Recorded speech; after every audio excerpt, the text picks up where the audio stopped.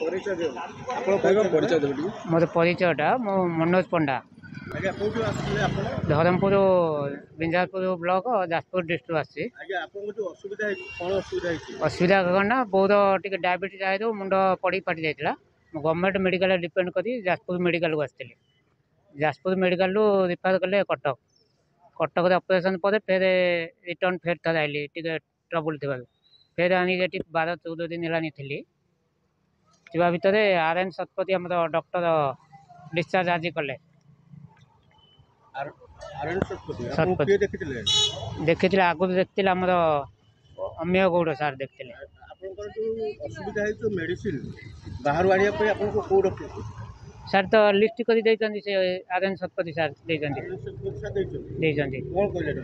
କିଛି ନାଇଁ ଏକଥା କିଛି କହିନାହାନ୍ତି, କିନ୍ତୁ ମୋତେ ଯେତେବେଳେ ତାଙ୍କ ପିଲା ଧରେଇ ଦେଲେ ଡିସଚାର୍ଜ ସାର୍ଟିଫିକେଟ୍ କହିଲେ ଏତିକି ମେଡ଼ିସିନ ଯେଉଁଟା ମିଳିବ ଆମ କାଉଣ୍ଟରରୁ, ଆଉ ଅବଶିଷ୍ଟ ବାହାରୁ କିଣିବେ। କାଉଣ୍ଟର ଗଲା ପରେ ଦେଖିଲି ଖାଲି ଜଷ୍ଟ 2ଟା ଟାବଲେଟ୍ ମିଳିଲା, ଆଉ ଆମର ମଲ୍ଟିଭିଟାମିନ୍ ସିରପ୍ ଲେଖିଛନ୍ତି ମନ୍ଥଲି ପାଇଁ। ସେ ଟୋଟାଲି 5ଟା ହେଲେ ମାସେ ଯିବ, ସେ କିନ୍ତୁ 2ଟା ଦେଲେ। ଆଉ ଅବଶିଷ୍ଟ ମୁଁ କହିଲି ମାସକ ପାଇଁ କ'ଣ ଲେଖା ହେଇଛି ନା ଏଇ 2ଟା ଦେବୁ, ଯଦି କିଛି କରିବାର ଅଛି ଯାହା କରିବା କଥା କର, ଆମେ ଆଉ ଦେବୁନି। ଆପଣ ଏବେ କ'ଣ ଚାହୁଁଛନ୍ତି? ଆପଣ କେମିତି କ'ଣ? ଏଇ ତ ମୋ ସରକାରର ନିୟମ ଚାଲିଛି, ମୋ ସରକାର ଆପଣ ଦେଖିବେ, ଏଇ ତ ସରକାର। ମୁଁ ତେଣୁକରି ବାହାରୁ ଅବିକା ମେଡ଼ିସିନ ସବୁ କିଣିକି ଆଣିଛି।